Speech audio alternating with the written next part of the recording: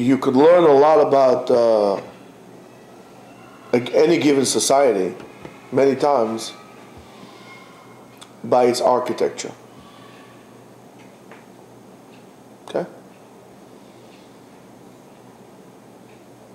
If you look at old houses, let's start with America.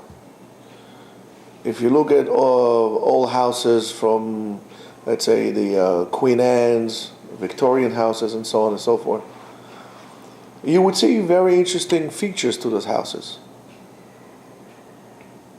A lot of the houses, a lot of them, have porches.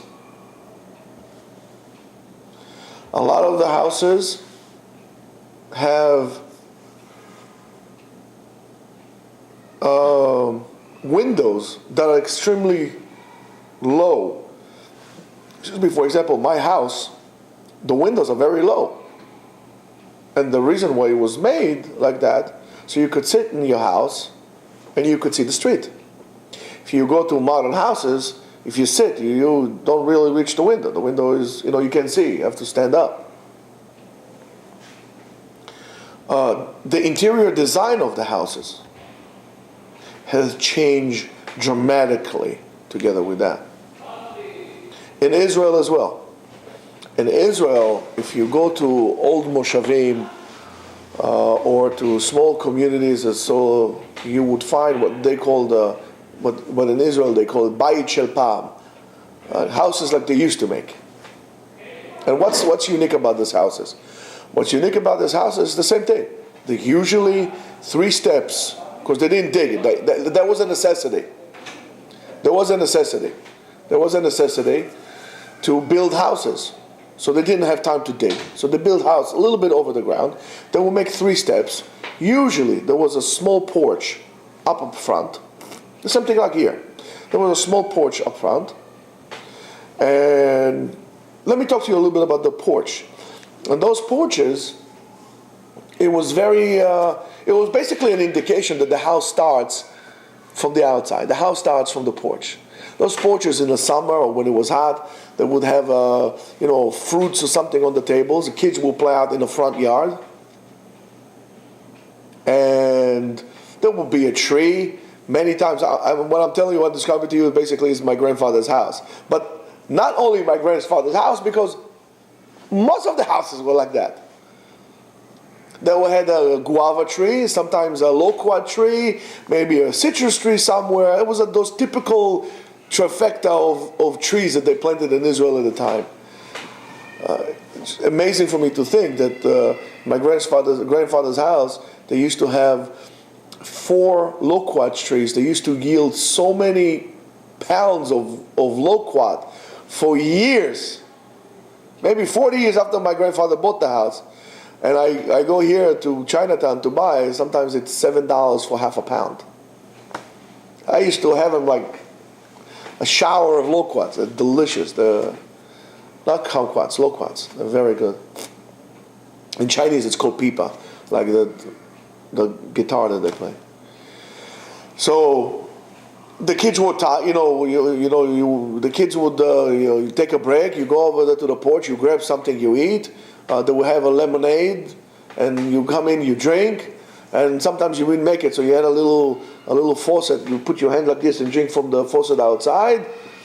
The adults many times in the afternoon would sit on the porch and they would talk and they would discuss. And some neighbor would walk down the street, and you would wave to each other.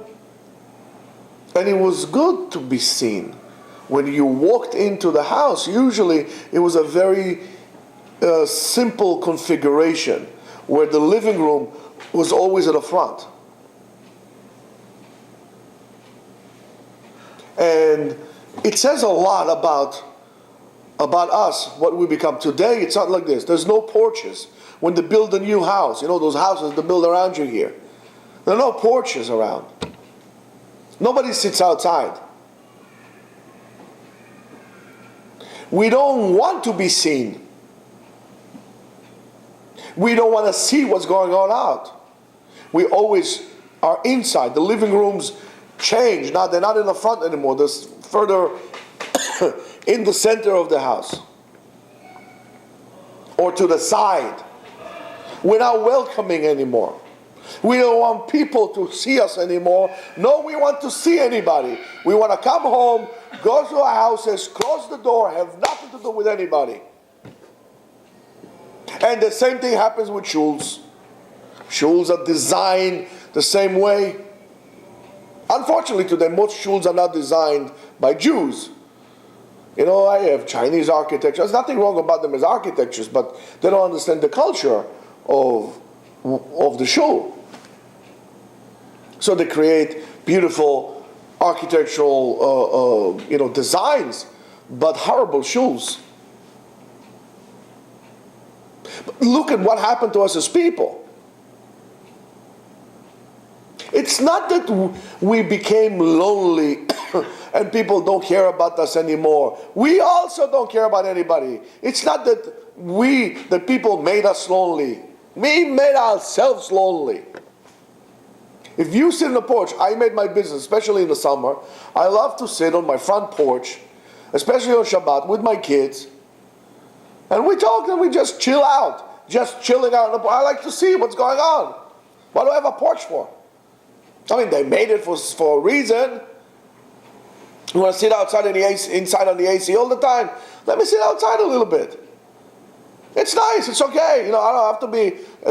Guys, you should watch the series the shiur that we did about being serious. I don't need to be serious. I can sit outside, very fine. So on Shabbat, after davening, after I eat my meal, it's okay to sit with my family. I don't have to pretend. It's okay for me, and I'm telling you, it's okay for me to spend time with my family. I don't have to be around a book anymore, all the time, to always be seen as I am learning and so on. So my kids will say, listen, my father was busy with the books all the time. He never had the 5 minutes to speak with me. So it's okay to sit outside on the porch. I sit outside on the porch, and if it's a very hot summer day, I'll tell you what, a very cold beer goes very well. And I'm talking to my kids, and I'm talking to my family. And do you know how much Torah we speak during that time? I'm having conversation with my kids, and sometimes I go back because the conversation becomes too intense for me. The boys are arguing with the girls, and they're talking, and it's okay. And I see people, and I make sure to tell people, I'm very obnoxious. I can tell you this. I'm very obnoxious. People walk like this, so I see them. They see me on the porch, right? I'm like the guard there, all along the watchtower. So I'm sitting there. I see the people. So right away, let's say they see me. They made eye contact. Let's say sitting where Yeshua is, right? They made eye contact. So now they're coming towards the house. They're going like this. And they walk. Why? You know why? Because they become very vulnerable. That's them. Good Shabbos. Oh, good Shabbos. What's the problem? You can't say good Shabbos while I'm sitting outside like a redneck. Guess what? I don't care. Shabbat Shalom. Even people across the street. Shabbat Shalom. You know what's interesting to me? Those who are less religious will be willing to wave and say Shabbat Shalom louder than those who are very religious. And I don't know, but it bothers me very much.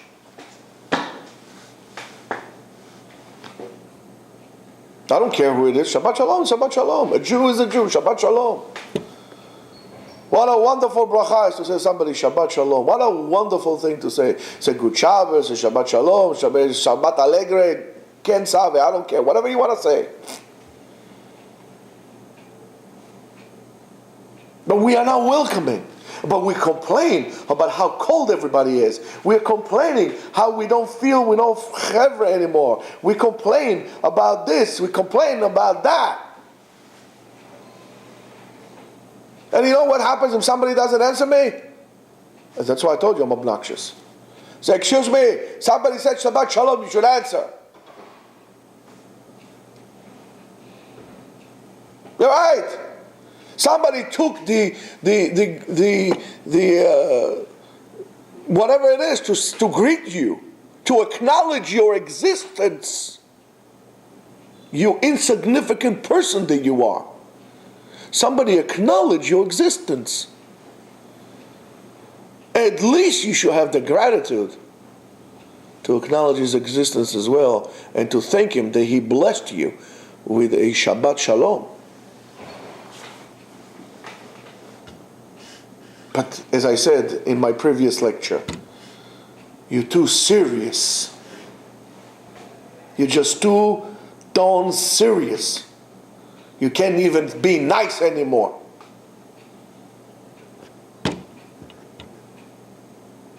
And you know what, guys? In Tefillah also, I wish we could sing, find that place in our neshama to sing in Tefillah. Not because it's a Red Army choir. It's because we want to express ourselves. I feel like singing. Yes, I know sometimes they get a little weird, those Kalibach Minyanim. But you know, which was very interesting, slowly, they start nice, but slowly they go either all the way to the left and they have a woman rabbi, or they go to the right, they start putting black hats and then they lose. Oh, now we got to be, it's a serious minyan. What do you mean a serious minyan? Everybody's stiff there? I don't want serious minyan. I want a minyan. I want an alive minyan. I don't want people to talk. I want people to go out of shul and say, Shalom Aleichem, Shabbat Shalom. To go with the minyan with a smile on their faces. Not to go with the minyan and say, oh, thank God this thing is over. I don't want to see anybody anymore. You understand what I'm trying to tell you? And it starts with our society. We are a part of society, whether we like to acknowledge that or not. Whether you're Hasidish and you have peot down to your belly button. Whether you wear a Srugi kippah or you wear a big Bukhari kippah, whether you put your socks inside your pants or you go with the AC/DC t-shirt. Those things don't make a difference. You should be able to say hi. That doesn't make you isolated. You're part of society. And whatever happens in society, we as Jews, regardless of we are all susceptible to that. We don't live in a spiritual oxygen tent. But we could change things by being more hospitable, but reaching out to people. You walk in the street, make it your business. In New York, it's a big disease. New Yorkers are again, the too serious, being stupid. We can't say good morning to somebody. You say good morning, they feel like, what?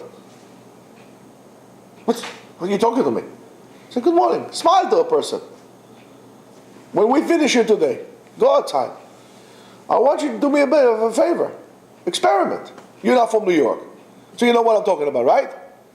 Yeah. Right? Yeah. Okay. You're from California, right? You're from California. Say, hey, good morning, have a nice day. How you doing today? In New York, say, what? You know, I know you from somewhere.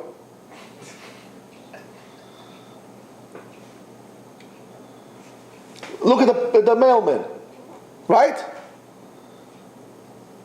Now he sees us from the other side of the street. Hey, how you doing, buddy? Why?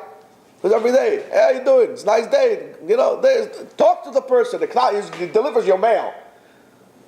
Say, thank you so much. I really appreciate it. How are you feeling today? Would you like something to drink? Every guy that brings something to my house, UPS guy, Federal Express, I said, how are you today? I'm okay, this, that. You have anything, you want something cold to drink? Oh, no, I'm fine, thank you. That's okay, I'll give it. No, it's fine. Next day he comes to me, how are you? With a smile on their faces. Why not? I mean, aren't they people? You pay more attention and give more affection to your poodle than you do to a fellow human. I'm not even talking to a fellow Jew, to a fellow human. I don't know about you, but for me, there's something wrong with it. And we as Jews should know better. We all know, that's the problem. We all know Masechet Avot by heart. But we don't know it in the heart. Have magdim shalom lechol adam. What does it mean? Have magdim shalom lechol adam. Every person that comes, you have to say first, shalom. Good morning. How are you?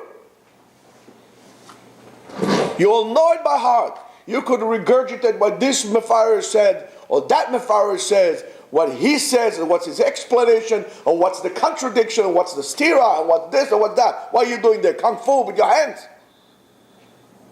But you don't know what it means because you haven't practiced that. So what good does it do to you?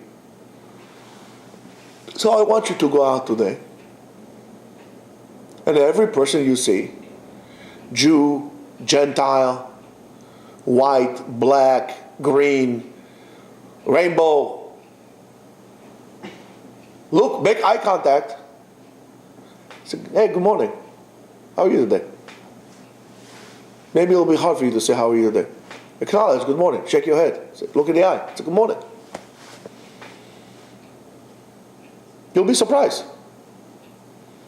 I mean, after all, you're such control freaks, right? So take the initiative. Control the situation. Acknowledge the person. Say hello. Say hi.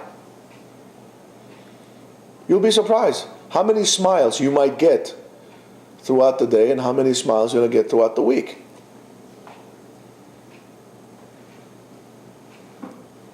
I have on the way to Yeshiva, in my house, in the middle of the block, there is a guy. He's a Marine. He's an old Marine. He's an old guy. Well, once a Marine, always a Marine. He's a Korean veteran. So I always talk to him. I see him outside. I say, yeah, good morning, good morning, good morning. So I talk to him. We talk about army. We talk about, so on and so forth. We used to have there was a guy which I bought my car from. He was a captain of a destroyer. So we always talk, I was the Air Force. He's we talked. Every Shabbat, sometimes he sits with his wife in the screen porch. I look, I say, good morning, because I don't greet him with Shabbat Shalom, because, You know what he tells me every Shabbat? Him and now his wife. Have a holy Shabbos. Shabbos. The guy's Irish. You know why? You acknowledge a person's existence. You want to be acknowledged? Start acknowledging other people. You want to be important? Start realizing everybody else is just as important as you. Sometimes even more. Shabbat Shalom.